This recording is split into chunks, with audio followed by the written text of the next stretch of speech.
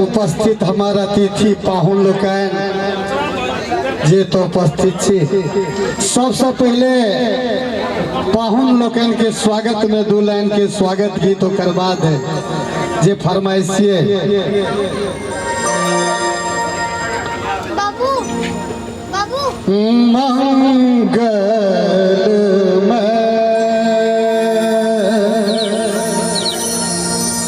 दिन आज है पाहुन छठ आए मंगल में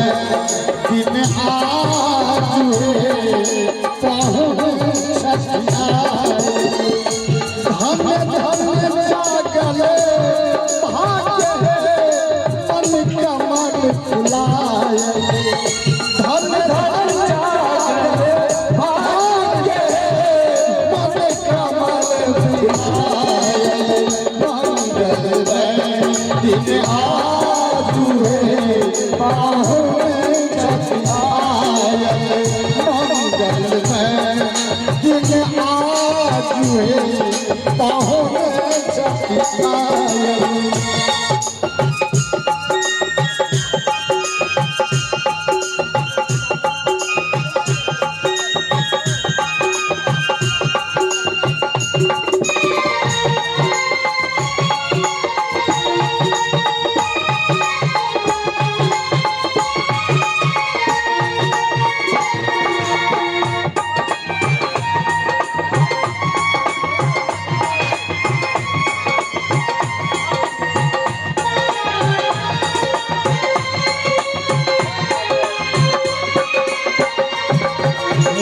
मंगल घट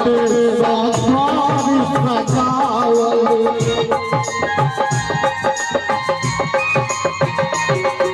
मंगल घट सारी सजावल कंचन दिया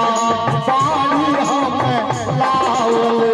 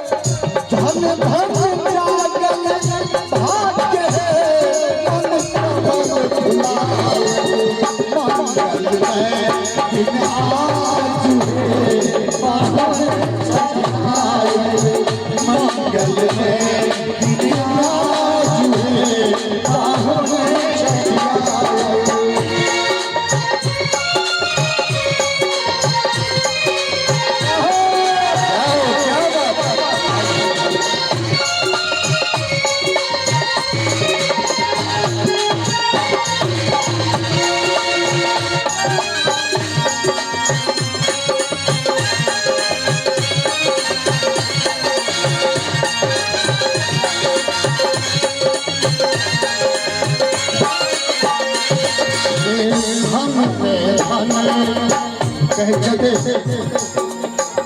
धन में धन आप ही का संपद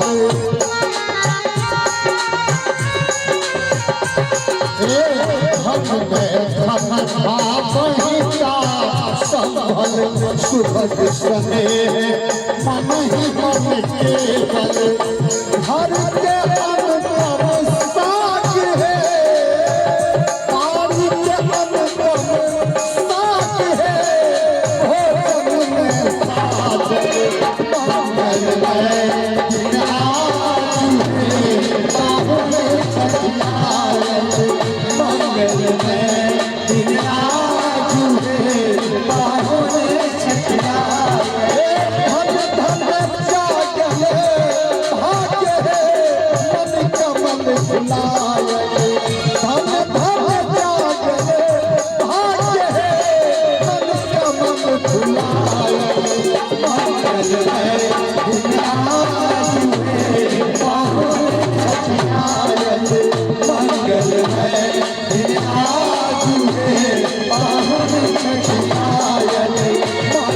मैं